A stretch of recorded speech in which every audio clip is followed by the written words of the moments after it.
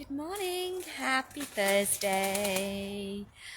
I'm doing today's live outside while it is glorious. I feel like I need to move though because the sun is absolutely blinding me. I'll just go a bit over here, that's a bit better. Nowhere to prop the phone up, so I'm going to have to just hold you. I'm aiming to get these back rolling out again, Insight with Louise, and have a topic of discussion each week, give you some insight, give you some optimism, and help you with whatever's going on with your life as well at the moment. So today I did a little poll and you voted on to how to bring yourself, I forgot the question now, shall I just double check? How to help yourself when you're feeling deflated, how to get your mojo back when you feel deflated, that was the question. And I'm going to use some of my examples of how I cope with this. But before I do, I want to say, come and say hello, put hashtag replay, let me know that you're joining me whether you're live or later on. And good morning, we have somebody watching live. I'm not going to keep you too long, probably going to do about 10 minutes or so. And I'm just going to talk about some of the things that I do when I feel deflated. And in particular, last week was a really good example. Now, I find the moon has a really powerful influence on me, and in particular I would say the new moon, but last week's full moon was Tuesday. So Monday I had a little cry, and Wednesday I had a big cry, and that's not like me at all. I tend to hold things in. So I don't know if some of you know that I am currently writing and in the middle of trying to get my first book published, a children's book with Merlin the Unicorn. You might have seen him in the past few years. It's called Merlin's Magical Journey. And I obviously need somebody to proofread it for me. So last week I asked my partner's family to proofread it for me. And I got some replies from one of the people, and then what I did, I added a section where they could put comments and help me out with that. And was it Tuesday? Well, basically before I even got round to looking at any of these things that were coming through, I'd spent hours trying to fix my website. I basically wasted a whole of Tuesday trying to get a shop on my website. So I came outside for a little bit last Tuesday, and Wednesday, and all I could see was these ping, these messages of suggestions and recommendations to edit my book. And I don't know what it was. There was just something that was just like overwhelmed, and just felt like I was really deflated, and I felt like I wasn't worthy enough of what I was doing. It felt like I was being criticised, and my monkeys were just playing little jokes on me, kind of going, "You're really crap at what you do. People are taking over." And I just felt so deflated. I just felt like, what am I bothering doing all this for if it's going to be rewritten, etc. But then the other half of my mind was saying, "Louise, you've not even read these comments. You're just assuming what these comments are going to say." And I basically was sat on the grass here, burst into tears, cried, and I really cried, and I haven't felt like that for quite a long time. So I'm going to talk about the first thing that I did was cry, even though I hadn't looked at the problem and tried to resolve it. I just cried, and I feel like that's the first step sometimes when you're feeling overwhelmed, when you're feeling like you've lost your mojo and you're feeling deflated, is to release. Really important to release. And I would say a lot of the time I hold it in. So I don't know if that sounds familiar for you, but holding it in is just kind of waiting for a bigger explosion later on. And I am that person. I hold it in usually, and maybe that's what happened as well last week. So I was absolutely crying my eyes out, and the other half came and saw me crying, and we had a chat. And that's the next thing. If you're feeling deflated, talk about it. Now, I'm so grateful that he came and approached me and spoke with me about it. And do you know what? it just felt good to just talk about it. And I just kept saying, but I've not actually read them. I don't even know what they say. I don't even know what they say, these comments. But it was just good to kind of tell somebody what was on my mind. And straight away I started to feel, okay, I feel a little bit better. And then it's that connection, it's that support there with somebody else helping you to realise that you're not on your own, that you don't need to walk them steps and feel like the whole world's on your shoulders. So first step, release, let things go. Now, some people, it might be useful to you write things down. Now I go through phases of journaling, and I haven't written in my journal for quite a long time. I'm finding at the moment I'm verbalising and doing a lot of self-talk, and this is something that I've inbuilt into me from being a child, is just how can I get myself out of this situation and kind of go through the practicalities of it. So even though I was crying at the beginning and I was releasing, I was also doing a bit of self-talk, and I was kind of thinking, well, I know my ego's talking here and it's jumping the gun, trying to keep me safe, but the other half of me, my soul side of me, was saying, Louise, you've not read it. You need to go and read what these comments are. And actually the realistic platform there of get the facts sorted, think about it as a whole perspective.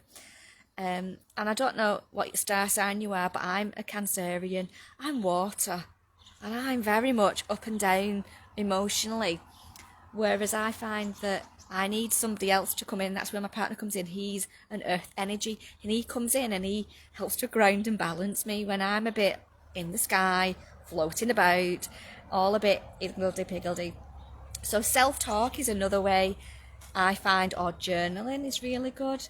And these are things obviously you can do yourself. So I'd love to hear what things you maybe do when you're feeling in a bit of a muggle, when you're finding that you're feeling overwhelmed or you're really just feeling deflated with the situation. How do you cope with that?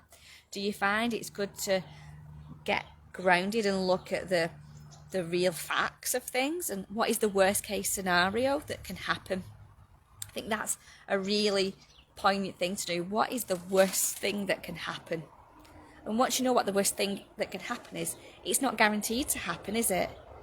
So it's then, okay, what steps can I take to then help me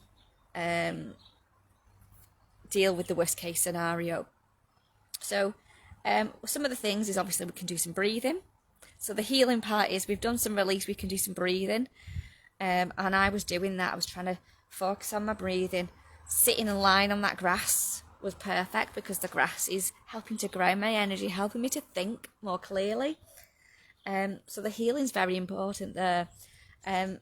Because it was in that moment there, I didn't have the time to go away and go, I'm going to go and do some proper self-healing on myself, or do any other meditations and things. In that moment, the quickest thing for me to do was to breathe, cry, and self-talk, and then talk to somebody else as well. And the last thing as well is that connection. Now that I had that connection with somebody to talk to, but connecting with how you're feeling and working through what is showing up for me now, how am I feeling, and address them feelings. Don't subdue them. Allow them feelings to be acknowledged, and then when you acknowledge them, you can actually then connect with your body and connect with what part of my body is telling me that these feelings. Am I feeling heart palpitations? Am I connecting with like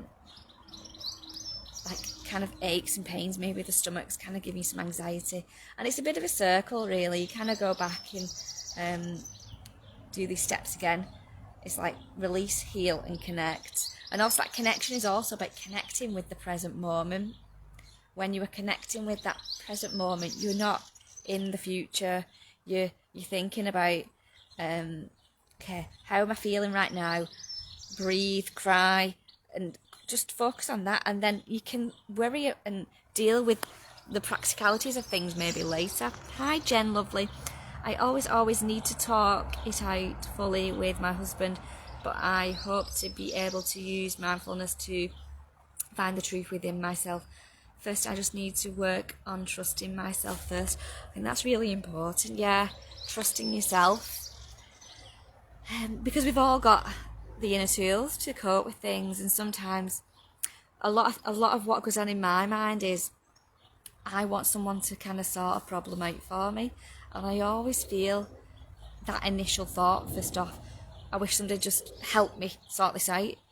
And I think that's a bit of an avoidance technique on my behalf, is that avoiding dealing with it, and if somebody else can come and deal with it and take it away, then that makes my life easier. Is that a bit more of a flight situation, letting somebody else deal with it rather than being that calm and being in the present moment? So yeah, it's all a learning game, and I can only share my experience and my knowledge with you, but we've all got to go through our own journey, and I think that's brilliant. You can talk to your husband. I think I still struggle with that. I think me reaching out, that's part of my challenge, is to be able to speak out a bit more. I just want to look, there's a bird. Oh no, okay. So yeah, it's working on what your challenges is, and we don't need to jump straight into making that change. It's knowing what your body and your soul needs, and tuning into that, and addressing it when it feels right for you. So what I was going to talk about next is we've got our inner tools there. We're able to tap into our own ability to help bring us into the present. And I've got calm and content bags that I've created. I've not been really shouting about them, to be honest, as I'm doing quite a lot in the background. I kind of start something and then I never kind of showcase everything I'm doing. So my calm and content bags, I've got children's ones and women's ones. The women's ones, I'll probably put a few more details in here, but I go through process. I'm like trying to vamp them up and make them so that they are worthy of what I'm selling them for. And it's just like a little bag that you can carry with you. But I think I'm looking at putting some different things in there as well. So it's got, at the minute, I think it's got like a worry stone, which is really lovely. I got these from America. They're literally are stones, and they're quite like a chalky-esque on one side, and then the dip, it's so smooth, and then it's got a lovely positive word in them. I love these. I'll have to come and show them another time. And then I've got a beautiful crystal, and the crystal I've chosen is white howlet, because white howlet is very much a calming and a stone that just helps you to rest. It's very good for sleep, and it helps you just to become a bit more present in that sense. What else have I got in there? There's an eye mask. I'm going to probably put a meditation in there, but I want to record a new one. There's, what else? So there's some essential oil. Janine, who's in this group, has shared some essential oils in there, and there's some lavender. I need Janine to come and do a live in here, because the oils that she uses, there's not just lavender. She works with doTERRA. She's an advocate for doTERRA, and there's some fantastic techniques she can share with how to use the oils. So I might get her to come in and talk about that. So you get that essential oil. There's some affirmations in there from Mindset and Me. Heather Rose has given me some cards to put in, and they're fantastic. I think are they a bit smaller, the adult ones? What else is in there? There might be some other things in there. I've totally forgot. So what I'm going to do, I'm just going to recap on the how to get your mojo back, and then I'm going to pull as a little affirmation as well. So my technique is to release. Make sure you think about how you do this, and it doesn't have to be in the moment when you're feeling that overwhelm or that pressure of life. It can be on a regular basis, or as and when you feel like you need to. So release.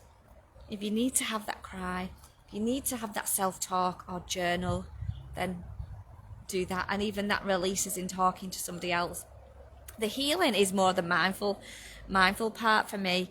It's what inner tools and techniques have I got. So doing that breath work and helping to zone in and kind of tune into the body. So this kind of crosses over with the connect part as well, that you're tuning into what the body needs and acknowledging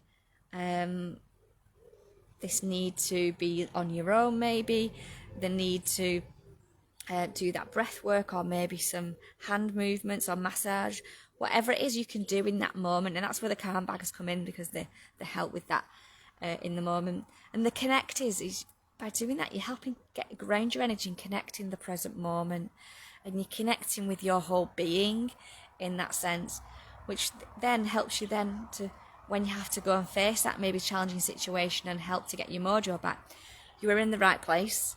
You're in that place to respond. And it sounds more simpler than it is, I'm sure. So, okay, I've got some, I'm going to, I might just pop you down there for a minute on the plant. I've got some cards I'm going to share. These are my children's affirmation cards. They're not mine. They're called Little Angels by Jackie Newcomb. So I'm just going to shuffle. And they're really lovely cards. So we'll see which one comes out. These, I'm hoping this is going to be my next step, is to create this after my book. So let's jump tight. Oh, okay, this is perfect. The universe knows what to show us. And we've got ask for help. And this is for me, ask for help. So I'll read that to you because I think it's backwards. Ask others to help you. When no one else is around, you can ask your guardian angel to help you too. Yeah, don't forget about your guardian angels. I've been asking this week for help, and help doesn't necessarily need to mean that there's a problem. It could be you just want to have some help in getting to a stage in your life, or a particular challenge, or not challenge, but somewhere you want to be, or something you want to achieve. So yeah, ask for help. I got after the summer solstice, I did a live summer solstice at 9 p.m. on Tuesday, and straight away I could feel the connection with the angelic and spiritual realm. And then that night I had a download. So the summer solstice has had a little shift for me, it feels like, because I've been a bit quiet connecting with my angels and guides for quite a while. So yeah, they kind of was like waking me up to, and I know my guys were like, here, this is an idea we want to share with you. So I'm going to be pushing that forward. So ask for help from your guides and your angels or people around you. And that's where I feel like I need to work on. I don't know if that's you as well, Jen, to actually being able to trust yourself. So whether you trust yourself with asking your guidance from your angels to help you. But there's nothing wrong with asking for help, is there? And so, yeah, going back to my dilemma last week, I've read back over the comments what I got, and to be honest, I was very much making it into a bigger situation than what it was. And actually, a lot of the feedback that I got was quite positive, and it was just me because they were just pinging up on my phone, and it was like, what, more things? And so my other half was telling me, like, even the best authors in the world have a proofreader or somebody, and he was trying to put it in that context to help me think about it, that you know, no one's perfect, we've all got to have tweaks on things. Super. So Jen, how are you getting on with the gratitude circle? So if anyone's not heard of it, I have a WhatsApp gratitude circle. It's free to attend, to join. And this week I've asked you to draw a picture. So if you get round to doing a picture, obviously it's the working week, so the picture is of something that we want to manifest. And that's why you saw me looking before, because I was looking at a bird, and I was hoping it was going to be my blue tit what I've drawn a picture of. So yeah, so if you want to come and join my gratitude circle, it's a WhatsApp group, it's free. And each week I'm trying to interact and get us to engage in some activities of sorts. Coming up on, I think it's the 10th of July, it is the gratitude circle, which will be online Zoom, and you can come and join for a donation. Within that gratitude circle, we will be focusing this time, it is about tuning into the body.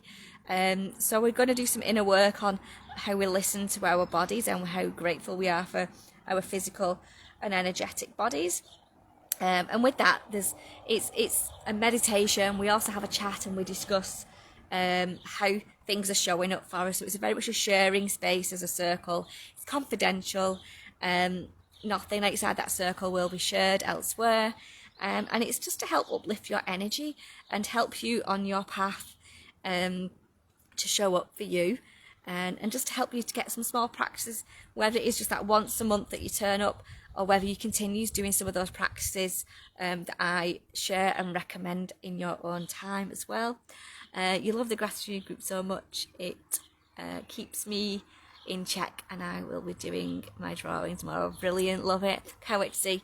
Yeah, it's just a little bit something different I thought us to do, because and it's a bit more where the weather's nice. I like doing a bit of drawing and things like that. So yeah, let's get some pictures out there. So if anyone's interested, they want to come and join the Gratitude Circle on WhatsApp, drop me a DM. If you want to come and join the Gratitude Circle on the 10th of July, drop me a DM as well, and I'll share the link for you to drop a donation. And I'll see you all soon. I'm going to love you and leave you there. I'm going to go and I've blocked off some time to do some jobs, then I don't get overwhelmed and stressed. I'm going to go and do that now. And have a wonderful day, Jen, and whoever else is watching. Take care. Bye.